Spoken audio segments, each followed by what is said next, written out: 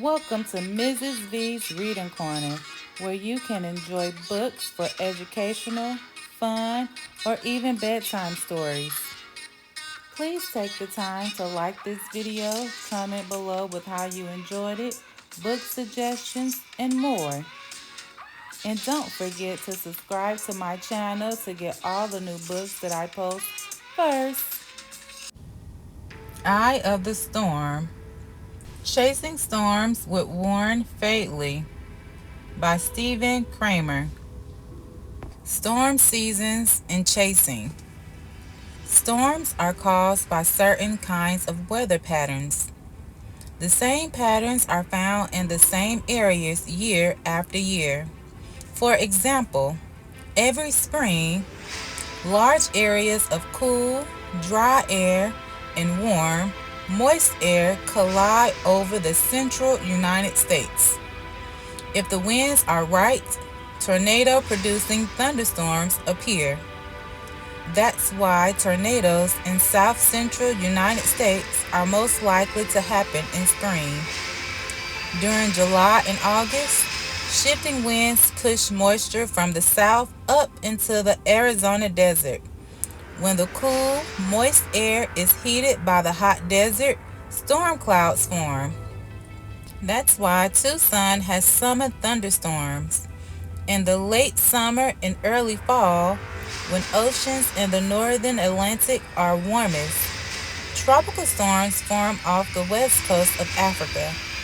A few of these turn into the hurricanes that sometimes batter the east and Gulf Coast of North America. Because Warren is a storm chaser, his life also follows the weather patterns. Each spring, Warren goes on the road, traveling through parts of the United States, likely to be hit by tornadoes. During the summer, he stays near Tucson so he can photograph the thunderstorms that develop over the desert.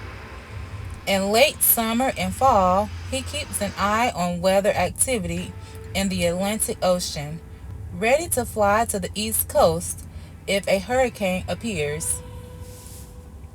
Chasing hurricanes. By the first or second week in September, Tucson's summer thunderstorms are ending. There won't be much lightning until the next summer. But that works out well for Warren because August through November are months when hurricanes sometimes strike the east and Gulf Coast of the United States. Although Tucson is far from the area where hurricanes hit, Warren begins his hurricane chase from home. He uses his computer to get information on tropical storms and hurricanes moving toward North America. I can't go out and look for a hurricane or watch one develop like I can with tornadoes and lightning, says Warren.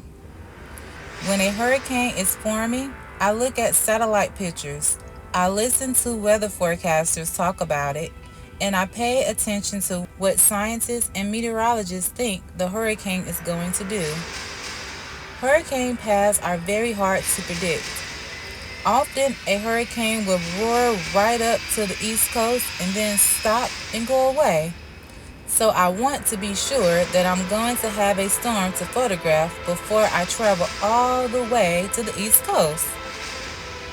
When weather forecasters predict that a hurricane will strike the eastern United States, Warren flies to a city near the place the storm is expected to arrive. Flying is faster than driving shallow chaser, all the way from Tucson.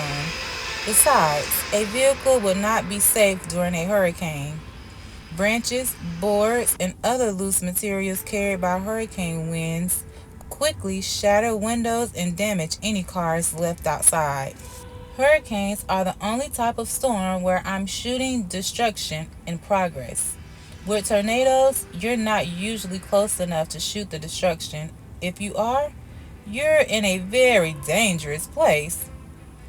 With hurricanes, I'm shooting palm trees bending until they're ready to break and floodwaters splashing over the bank. Those kinds of shots really separate hurricane photos from the others. Most of my hurricane photos are wind shots with heavy rains. Finding a place to stay safe while I take hurricane photos is also a challenge. I like to find a solid garage. A good concrete garage is going to be able to withstand the high winds. Another danger with hurricanes is that the powerful winds can lift the seawater and carry it a long ways inland. This is called a storm surge, and it's like a flood from the ocean. When you're picking a spot to stay during the hurricane, you need to have some idea of how high the storm surge might be and how far inland it will go. Hurricane Andrew. On Saturday, August 22nd, 1992, after a 7-hour flight from Tucson, Warren arrived in Miami, Florida. He had arranged to meet Mike Lacka and Steve Washholder, two other experienced hurricane chasers. Hurricane Andrew was expected to hit the Florida coast in 2 days, so Mike, Steve, and Warren had agreed to work together to predict where the storm was going to hit, scout out a safe place to stay, and photograph the storm. When Warren arrived, the three compared notes. They knew from weather reports and bulletins from the National Hurricane Center that Andrew had the potential to become a very dangerous storm. The hurricane was about 520 miles from Miami. It was heading in their direction at about 14 miles per hour. The storm had sustained wind speeds of 110 miles per hour, and they were expected to increase. Warren, Mike, and Steve agreed to get a good night's sleep and meet at noon the next day to go over the latest forecast. When they had a better idea of where the storm would hit, they could start looking for a safe place to stay. Mike and Warren found a sturdy 7-story parking garage in an area called Coconut Grove. It was built with thick concrete walls and looked like a fortress, but the outside walls also had large square openings that could be used for taking pictures.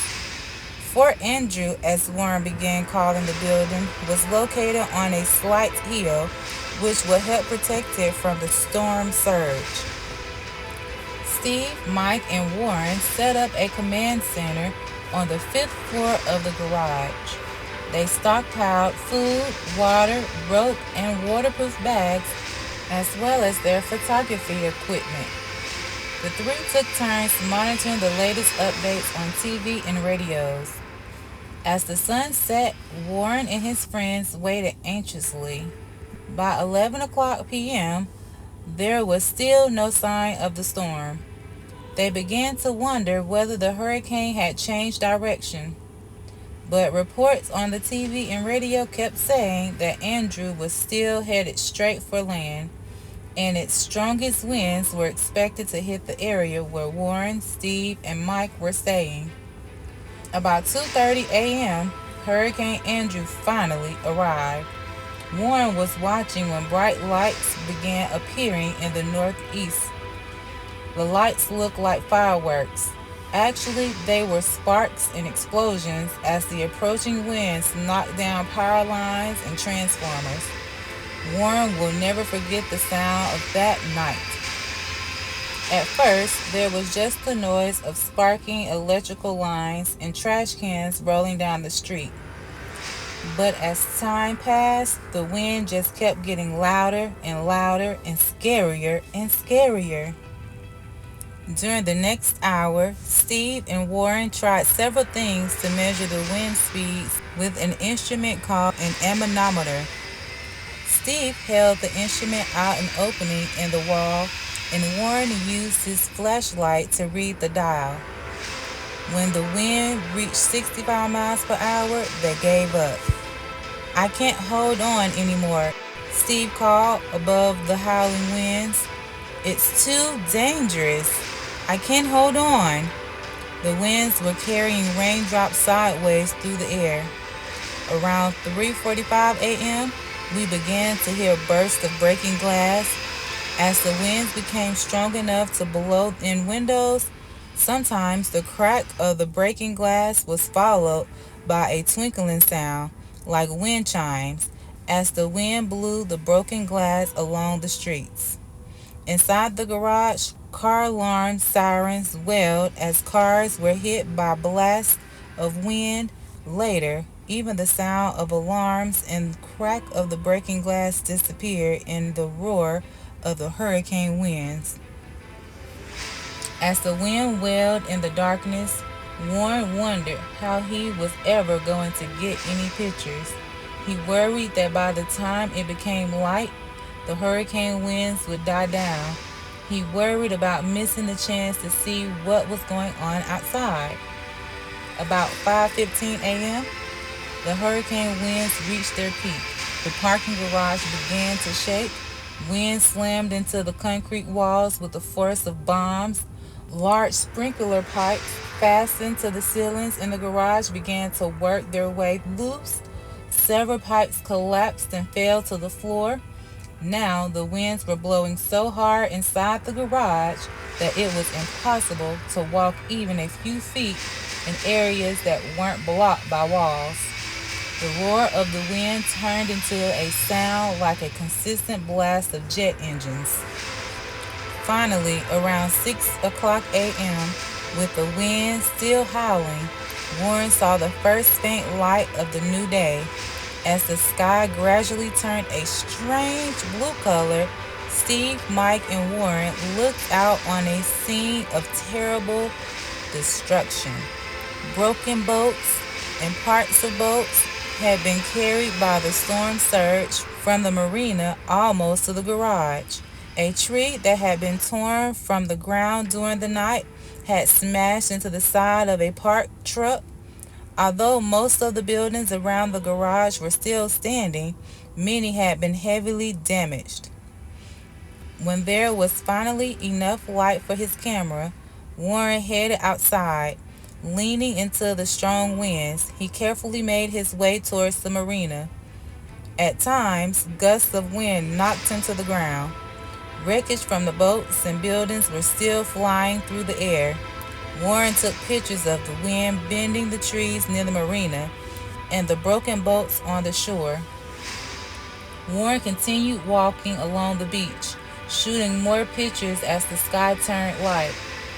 After about an hour, the wind began to quiet and the rain became more gentle.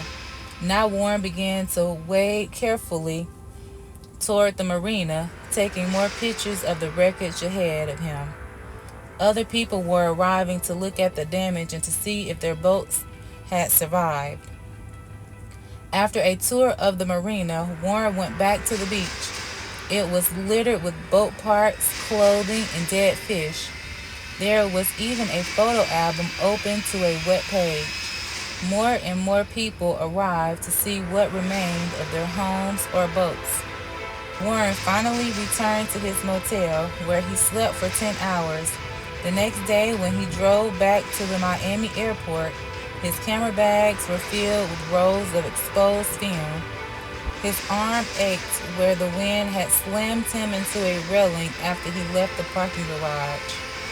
Still, as the airplane took off for Miami, it was hard for Warren to imagine that 2 nights earlier he had been watching, listening to, and photographing the destructive winds of Hurricane Andrew. The end.